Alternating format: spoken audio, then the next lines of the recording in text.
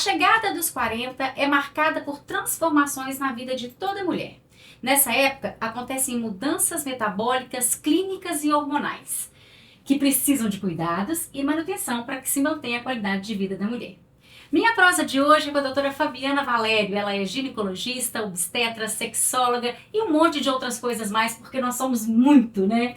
E é um prazer enorme ter você aqui. Muito obrigada. É um prazer gigante estar aqui. Ter aceitado para nós prosear um pouquinho. Prosear bastante, levar muito conteúdo, muita informação legal para quem está nos vendo. Vamos lá. Obrigada, Fabiana. Fabiana, antes de a gente começar a falar um pouco assim sobre a saúde da mulher, a parte da sexologia mesmo, tudo mais, eu quero que você conte um pouquinho, resumidamente, quem é a doutora Fabiana Valério? Nossa, então vamos lá. A Fabiana Valério é uma menina, filha da doutora Maria Ângela Valério, que é uma ginecologista. Então eu acho que a doutora surgiu da minha mãe, da minha raiz mesmo.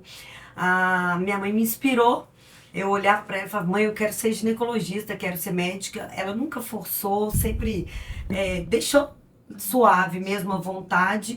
E aí daí veio, a medicina começou de ver minha mãe e do orgulho que eu tenho da minha mãe. Que lindo. Tenho um irmão que não é médico, ele hoje mexe com a parte odontológica de aparelhos dentários. Meu pai tem uma formação na minha vida, assim, uma presença muito grande. Meu pai acaba que ele que cuidava mais, assim, de me levar para as atividades. Então, assim, enquanto minha mãe trabalhava mais. Então, assim, eu venho de uma família muito unida e a doutora Fabiana veio disso. E aí, cresci, já sabia que queria fazer ginecologia desde sempre. Na faculdade eu sabia, fui presidente da Liga de Ginecologia e Obstetrícia e fui por esse caminho desde então. E chegando na ginecologia, sempre fiz ginecologia e obstetrícia, mas agora eu me encontro muito no mundo dos hormônios, Sim. Da mulher madura, da quarentona. Faço a ginecologia básica, que é bem tranquila e é gostoso de fazer. Gosto muito de atender adolescente, cuidar ali da parte de vida sexual, do começo da vida sexual do adolescente, e com isso também veio a parte da sexóloga, que é a sexologia, é o carinho que eu tenho no coração ali no consultório. Sensacional, sensacional, uma questão de missão mesmo, assim, a gente percebe que você é feliz do que você faz, você é realizada. Te acompanho nas suas redes sociais, muitas pessoas te acompanham também, e a gente percebe essa verdade que você traz pra gente. E muitas dicas maravilhosas. Então, doutora, continue porque nós adoramos. Ai, que bom, eu fico feliz. Nós adoramos. Agora, conta pra gente, vamos falar um pouquinho da saúde mesmo da mulher. Quais as principais mudanças, vamos poder dizer, que acontecem na mulher quando ela chega aos 40 anos? Os 40 é realmente um marco? Mais ou menos aos 40, sem dúvida nenhuma. A partir dos 35 anos, os nossos óvulos já começam a envelhecer. Mas a gente não sente tanto esse marco. Os 35 a gente ainda tá pensando lá na gravidez, porque hoje as mulheres empurram um pouquinho mais. Então elas chegam aos 35 ainda pensando se ainda conseguem ter um filho. Então assim, ainda não sentiram tanto esse peso da idade. Certo. A partir dos 40 eu acho que aí cai a ficha mesmo que a idade tá chegando, que eu tô próxima ao climatério, mas não tem uma data certinha. A gente sabe que a menopausa da mulher é aos 48, em média de 48 a 53 anos, da brasileira. E a gente sabe também que o climatério, essa pré-menopausa, essas mudanças hormonais começam mais ou menos de 2 a 5 anos antes. Então 40, mais ou menos isso mesmo. Exatamente. Os 40, então, realmente eles vêm para marcar a vida da gente de toda forma, porque além dessa parte de saúde, né, a gente também tá mais madura, a gente tá mais realizada, já sabe o que quer, o que te deixa feliz, o que não te deixa. Eu penso e falo muito essa frase que a maturidade é um presente, não é, doutora? Sem dúvida. Você tirou, exatamente, porque a gente fala de sintomas ruins, eu ia falar o que você falou, que o amadurecimento também é muito legal, né? É muito legal. Tudo nessa vida tem pró e contra, graças a Deus, né, gente? Não podia ser só aquele hormonal, aquela bagunça, loucura, não. Tem muita coisa boa, tem muita coisa boa mesmo. E os principais sintomas, assim, que a gente percebe, uma mulher assim de meia idade, gente, eu tô me colocando aqui porque eu posso fazer uma consulta com a doutora Fabiana, vocês estão percebendo, né? Essa questão da alteração de humor, que mais que a gente pode falar assim, que a gente pode perceber? Eu acho que o que chama atenção primeiro é a irritabilidade. É uma irritabilidade e a insônia. Eu acho que são os dois principais ali primeiros sintomas disso. Que aparece sim. E um visual, assim, um que dá pra medir mesmo é a irregularidade menstrual. Ou o fluxo começa a ficar, ou menstruar mais, menstruar menos, quantidade de dias, o fluxo mesmo, a quantidade de sangue. Alterado. Exatamente, a gente vai ali, cada mulher vai alterar de um jeito. E depois começa a ficar irregular mesmo. Pular meses, ficar meses sem vir. Quando vem, vem muito. Eu acho que esse é o mais fácil. E esse é o climatério, né? Então, Isto. e quando a gente chega à menopausa é quando a gente para de menstruar. Isto. Tá. Quando a gente fica, só que a gente vê a menopausa de uma forma retrógrada. Porque a última menstruação depois de um ano que você ficou sem menstruar. Perfeito. Então eu menstruei, que nem imaginava que era minha última. Um ano depois eu vou olhar, olha, a minha menopausa foi há um ano atrás. Agora sim. E aí acaba. Depois deste um ano, não menstrua-se mais, não pode sangrar, não pode ter sangramento vaginal nenhum mais. Tá certo. E aí vem com toda a queda hormonal, né? Isso.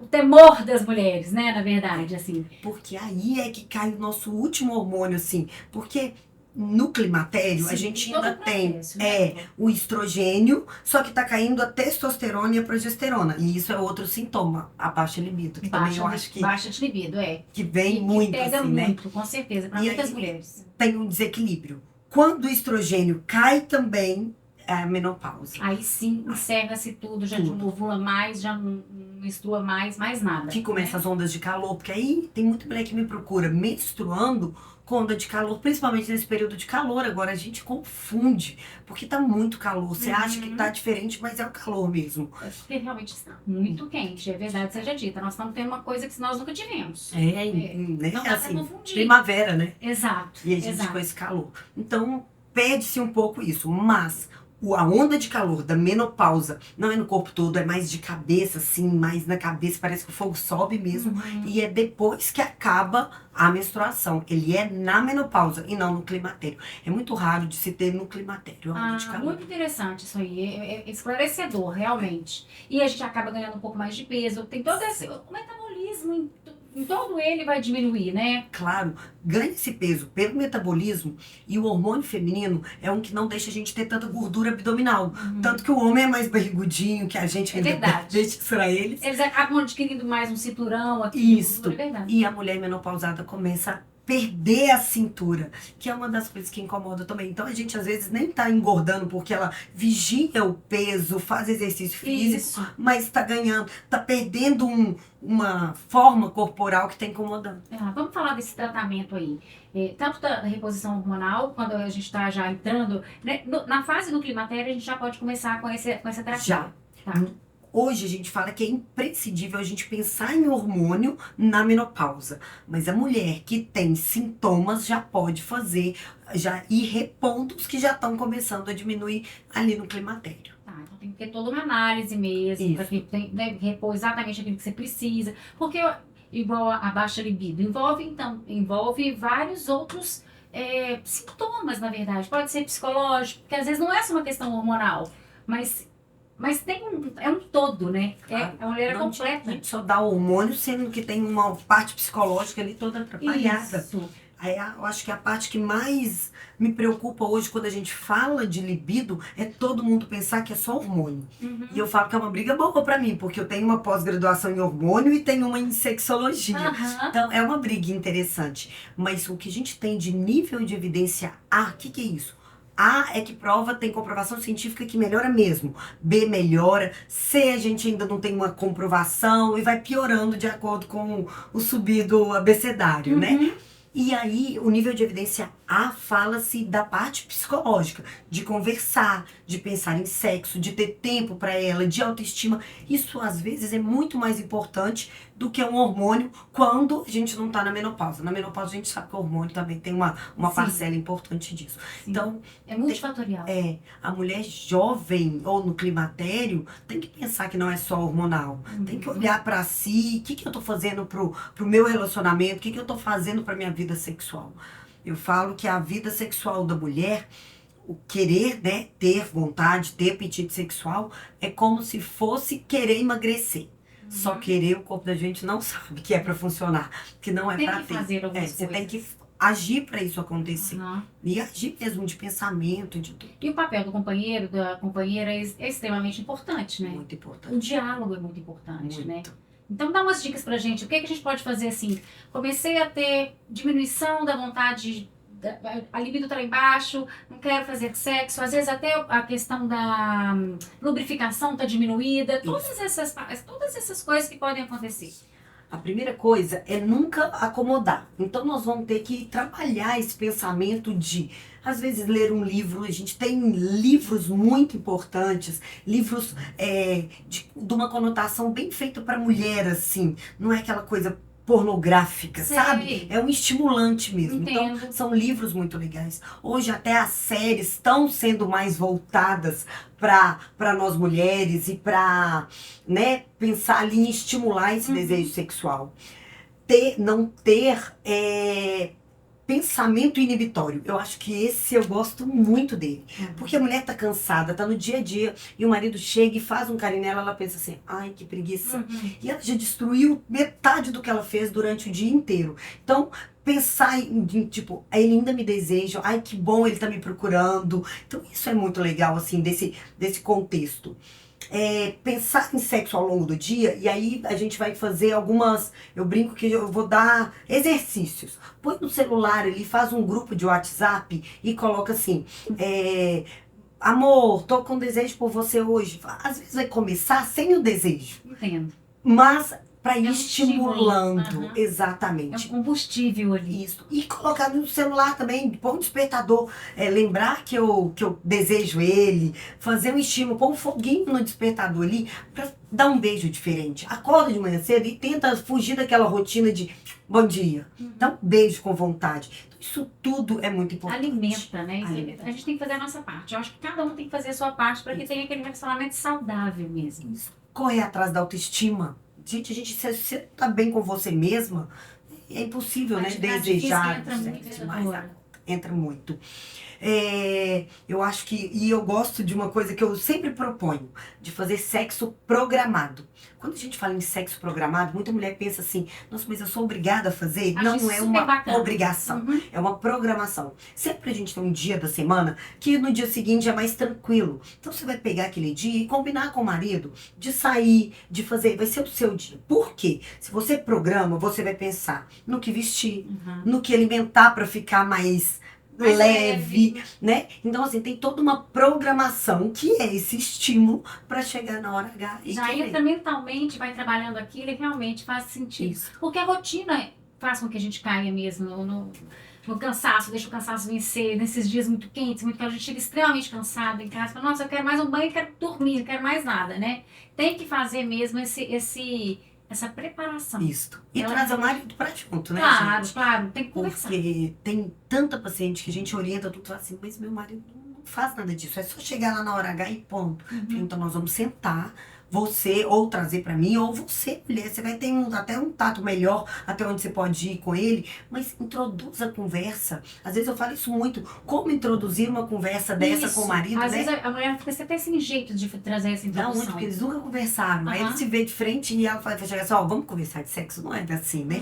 Mas, ó, eu vi no Instagram da doutora Fabiana, Isso. teve umas amigas minhas conversando que elas estavam falando com o marido. Então, assim, Vai vai aos introduzindo. poucos introduzindo, porque hoje está mudando. Mas o homem não aprendeu sobre sexologia. O negócio dele é sexo, que ele aprendeu sobre pornografia. Às vezes ele acha que a penetração vai te dar prazer e o clitóris, que é longe ali, né? Teoricamente não é tão juntinho, que dá o prazer pra mulher. Então é sentar e falar, olha, eu gosto disso, eu não gosto daquilo. A gente fala tanta Explicar coisa, né? também. Que- Se conhecer primeiro para depois Pra- explicar o Isso. outro. Isso é importante. É importante demais, né? faz Porque se todo você não sentido. sabe o que te dá prazer, você faz também todo explicar sentido. pro outro fica difícil. É verdade. Né? Faz muito sentido, assim. Agora, doutora, vamos voltar aqui um pouquinho lá no climatério, nessa reposição hormonal. Uhum. E quais são os critérios, assim, então, que a gente usa para que uma mulher possa fazer uma reposição? Então, não é estranho falar isso, mas não são os exames. Os exames vão ajudar, Mas como diz, a minha paciente não chama celulose, não é um papel. E aí, meu professor falava isso demais. É abstrato, gente. Então, é a queixa da paciente. Sim. Sem dúvida nenhuma. O que ela queixa, e tem os hormônios básicos, estrogênio e progesterona, e para libido a testosterona. São 3 hormônios. Então, assim, nós vamos basear a reposição hormonal nesses 3. Normalmente, o estrogênio é o principal da reposição. A progesterona é para proteger o nosso endométrio. Porque se eu não produzo menstruação, se eu começar a produzir, eu tenho que liberar essa menstruação lá dentro. Só que a gente não libera, porque não tem a progesterona. Então a progesterona vai fazer não crescer menstruação lá dentro quando eu voltar com os hormônios. Então a progesterona, hoje ainda tem uma linha falando da progesterona para acalmar, para dar uma melhor noite de sono, mas ainda são estudos que estão evoluindo. Certo. Na medicina bem tradicional mesmo, o estrogênio é o da menopausa para os sintomas, ressecamento vaginal, ondas de calor. Isso tem que melhorar. Eu falo que os hormônios vai melhorar a onda de calor. Tá certo a quantidade. Claro que tudo é dosagem. Claro, a gente vai uma anamnese completa, obviamente. E mesmo assim a gente erra. Aí eu falo, ó, volta e me dá um feedback. Se não melhorou, volta no consultório. Até a gente acertar. Isso é fato. Isso aí acontece mesmo. O corpo da gente, né? Com certeza. E outra, a gente muda todos os dias. Isso. Né? O organismo da gente muda todos os dias. Nós sabemos que o metabolismo diminui, a célula morre, outras não. Enfim. Isso, o hormônio acaba mais, tá melhor, né? Com atividade física. Então, oscila. Então, melhorou. Estrogênio é pra isso. A progesterona, pra dar essa calma, mas principalmente pra proteger o endométrio, e a testosterona para a parte mais da libido. Então, o paciente tá com queixa, a gente pensa em hormônio. Aí vai muito mais do que quando não passar. Porque se tem sintomas e tá na idade que é certa, a gente chama de janela de oportunidade. O que é isso? Depois que a mulher fez a menopausa, eu tenho 10 anos para eu tratar ela com os hormônios.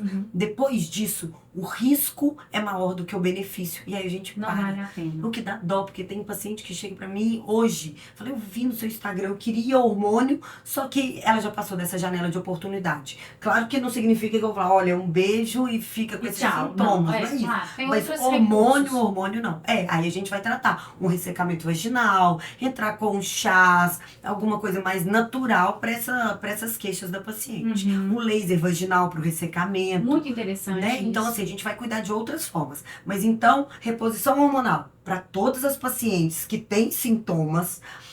Risco de queda com fratura também é uma das coisas que diminui muito. Então, tem eu brinco que até na medicina hoje está dividido em 2 extremos, né? A medicina muito tradicional faz reposição hormonal quando tem sintomas, e uma medicina, acho que mais da longevidade, já faz para todas as pacientes que podem ser feito. E aí é essa que tá com sintoma. Preventivo. Isto, que tá na janela de oportunidade e que não tem contraindicação. Isso. Porque aí que é o que existe um mito também, assim, de que pode estimular câncer, principalmente de mama. Isso. Né? Inclusive nós estamos no Outubro Rosa, nós vamos falar um pouquinho sobre o câncer de mama daqui a pouquinho. Isto. Na verdade, hoje é um mito não fazer reposição pelo risco de câncer. Tá. Mas tem uma justificativa para isso. Certo. Quando começou a se fazer reposição hormonal, com hormônios muito diferentes do que a gente usa hoje, eram hormônios muito sintéticos. O que a gente hoje fala muito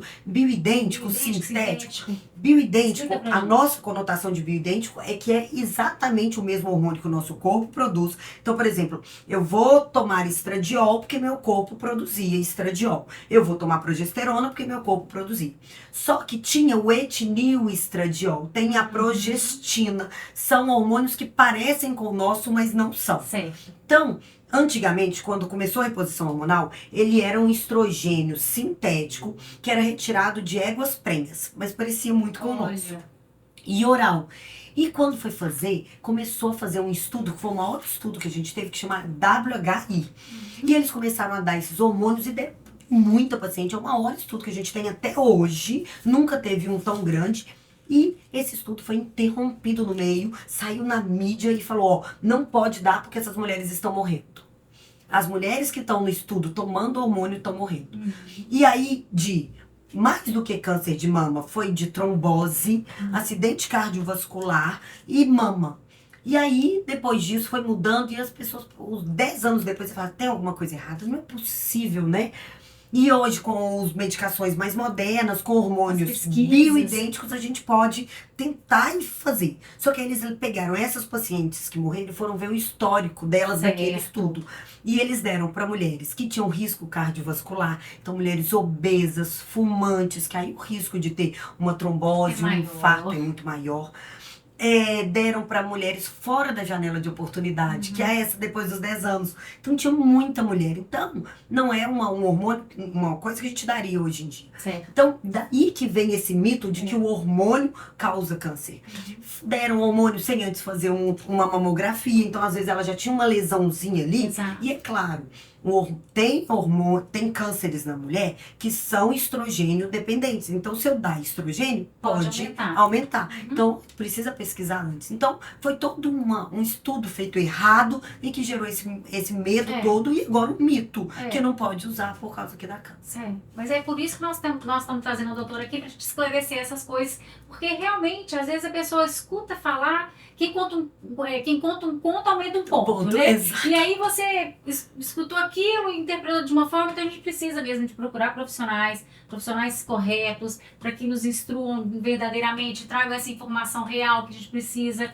E isso é muito importante, a gente precisa de levar essas informações. E hoje tem, né? Tá fácil o acesso, então vamos... Exatamente, tá muito mais fácil o acesso. E a oportunidade também, porque às vezes a pessoa não consegue se consultar com a doutora Fabiana, mas vai ao posto de saúde mais próximo seu, faça um cadastro, vá fazer seus exames, as suas pesquisas, né? E com o conhecimento que já tem, conversa. Eu acho que isso é importante, não fica na dúvida.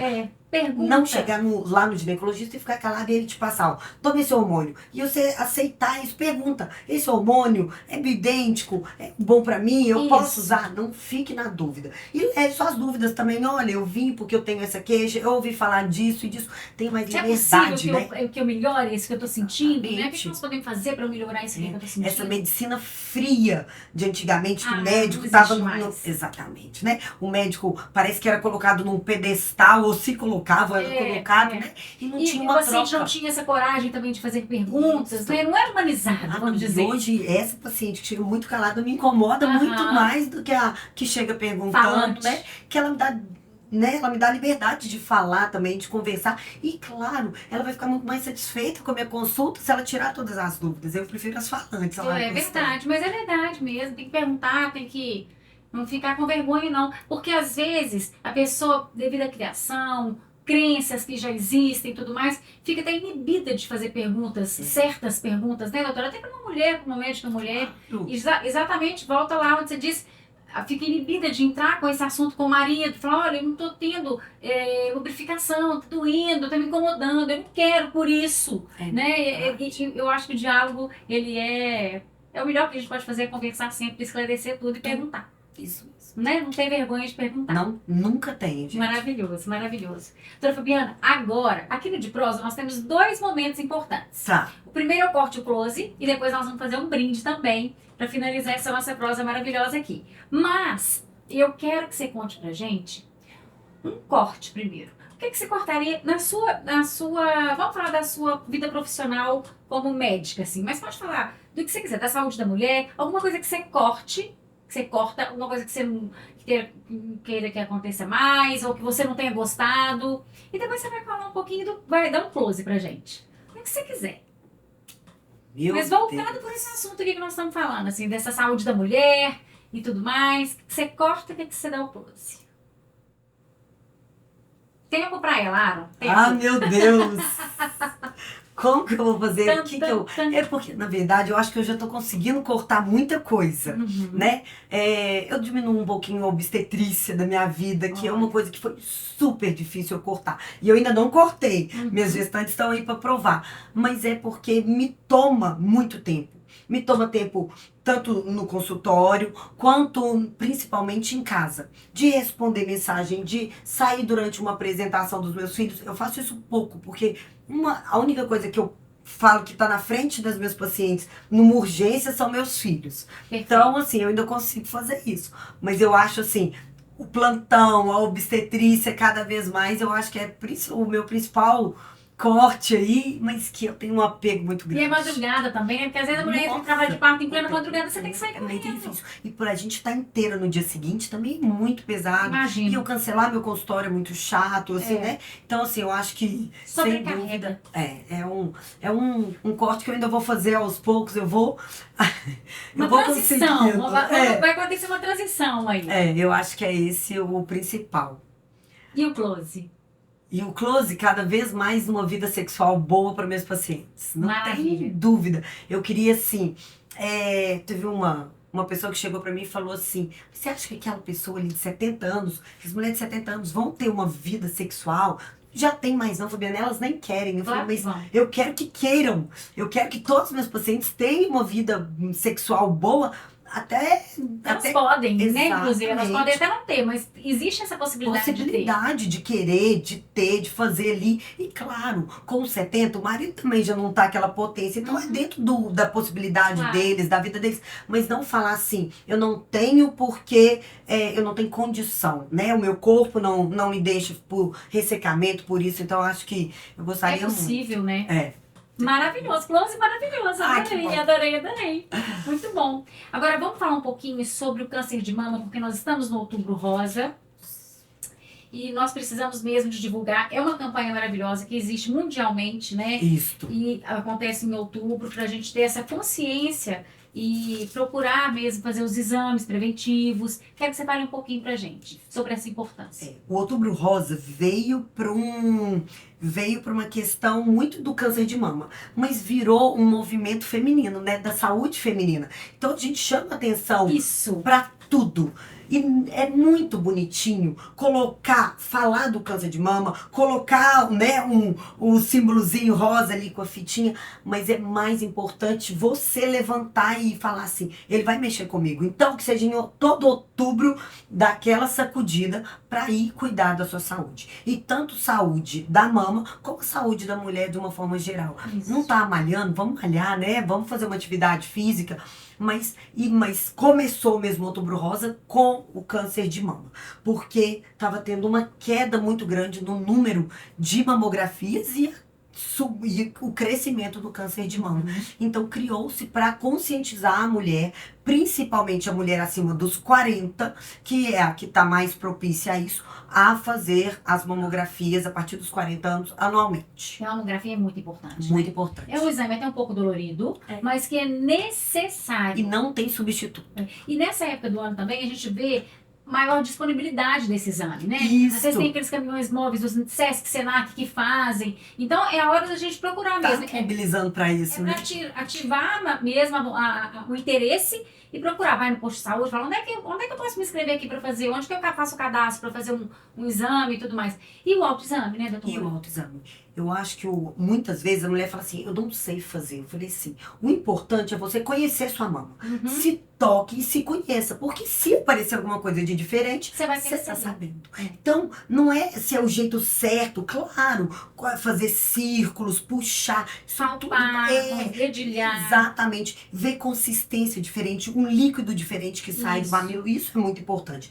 Mas às vezes, tem mulher que tem muita glândula mamária. Então, na hora que ela palpa, ela sente um monte de coisa diferente. Vários nódulozinhos, assim. E se ela tá sempre com eles, fez já ultrassom e aquilo lá é da mama dela, ela não vai preocupar. Mas se aparecer, nossa, mas esse é mais durinho, esse não tava aqui, isso vai ser importante. Então, acho que o autoexame é até para conhecimento mesmo e ver as mudanças que estão acontecendo. Se não acontecer, se Deus quiser, não vai acontecer. Exatamente, mas se acontecer, quanto antes da percepção, melhor. Mais chance de cura e tudo mais, né? Que a gente vê tanta gente sarando, com a graça de Deus. E uma coisa importante é pensar que o autoexame não substitui a mamografia. Porque a mamografia vai conseguir ver nodulações na imagem antes. Que se dá esse diagnóstico porque mesmo, às né? vezes é uma calcificação pequenininha, uma alteração muito pequena. Então a mamografia vai ver antes mesmo disso. Então assim, não substitui. substitui, mas que tem que conhecer e que ajuda demais. Complementa, né? Pode ser uma coisa pra te ativar, falar, uai, tem uma coisa diferente aqui, vou lá fazer minha mamografia, que esse ano eu não fiz ainda. Exato. Porque tem muito essa questão das pessoas, nós mulheres principalmente, né? Prioriza a casa, prioriza isso, prioriza os filhos, e não vai cuidar da saúde. Só na hora que o bicho pega, é que vai lá gritando, pelo amor de Deus, me ajuda. Exato. E não pode ser assim, a gente tem que ter essa consciência de se cuidar. Acho que a gente precisa, né? Eu falo que nós mulheres temos que ser muitas, mas a gente dá conta. Mas eu posso ser a mãe, eu posso ser a esposa, mas eu preciso ser a mulher. E a mulher é isso, é se cuidar, é fazer autoexame, é, né, ter uma autoestima, ter um tempo. É um todo, né? Porque a atividade física ela vai te estimular, porque não é só uma saúde física, a gente tem que ter a saúde mental, né, emocional e a física, porque a gente realmente é tudo. Todo. E tem paciente minha que eu falo assim, aí eu vejo que ela é muito assim, muito mãe, tá naquele momento ali de muitos filhos, muito, né? Exatamente, e que ela faz tudo pelos filhos. Certo. Foi empurrada por uma amiga lá pro meu consultório. E aí eu falo isso com ela, se você não tá fazendo por você, faça pelos seus filhos. Porque se você estiver mal, você não vai ser uma mãe pra eles. Você vai ter que correr atrás da sua saúde depois, que é muito mais difícil, de uma doença. Então, cuide de você, nem se for por eles. É uma boa chamada essa aí. A gente tem que ir pegando elas da onde dá, né? É fantástico, verdade. Uma boa chamada. Então, gente, vamos embora, vamos nos cuidar para cuidarmos dos nossos filhos, dos nossos sobrinhos e pra gente viver bem, né, doutora? Exatamente. É o que nós precisamos. Ter qualidade de vida é tudo que a gente precisa. E correr atrás. É igual escovar dente, tem que ter o hábito, gente. Se a gente não fizer as nossas obrigações ali, não vai funcionar. Isso mesmo. Maravilha. Doutora Fabiana, chegamos no momento, no segundo momento mais importante aqui. Nós chegamos no brinde. Que hora da gente brindar essa prosa gostosa, tão informativa, com tanto conteúdo bom. Aqui no De Prosa eu gosto muito de trazer o universo do vinho para dentro. Então o que eu faço? Eu escolho um vinho de acordo com o perfil daquele meu convidado, ou falando assim, fazendo uma analogia com o que foi dito aqui e tudo mais. Como hoje nós estamos falando de saúde da mulher, olha só, eu escolhi esse vinho aqui, que é um vinho da uva Merlot, que é uma uva que tem várias características, mas uma delas é a casca dela é bem escura e bem grossinha. Então, ela tem muito polifenol. Então, porque o vinho também faz bem para a saúde, sabia, doutora Fabiana? Claro que com moderação, obviamente, né? Mas principalmente para a saúde da mulher. Porque os polifenóis, eles são antioxidantes, eles são anti-inflamatórios. Então, ele auxilia nessa regeneração celular. Também, esses polifenóis presentes na uva, ele tem vitamina E, ajuda a limpar o sangue, evita coágulos, ele faz a redução da pressão arterial, enfim, são muitos benefícios. E tem pessoas que dizem até que ajuda na libido. Se você tomar uma taça ou uma taça e meia, como é vasodilatador, pode te ajudar a estimular assim, a sua sexualidade, a sua vontade de aumentar a sua libido. Claro, psicologicamente deixa mais leve. Relaxada. E a vasodilatação leva mais sangue para as partes íntimas. Nossa, exatamente, é isso aí. Dilata artérias que irrigam determinadas áreas relacionadas com as nossas atividades sexuais. Exatamente. Então, por isso eu escolhi hoje esse vinho Merlot, bem escuro mesmo, para que a gente possa brindar essa prosa maravilhosa. Muito obrigada. Vamos experimentar? Vamos lá.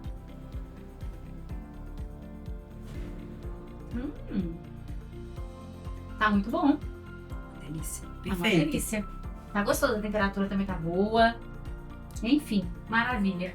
Ah, doutora Fabiana, muito obrigada. Super que delícia. Que delícia de papo. Obrigada. Fico feliz.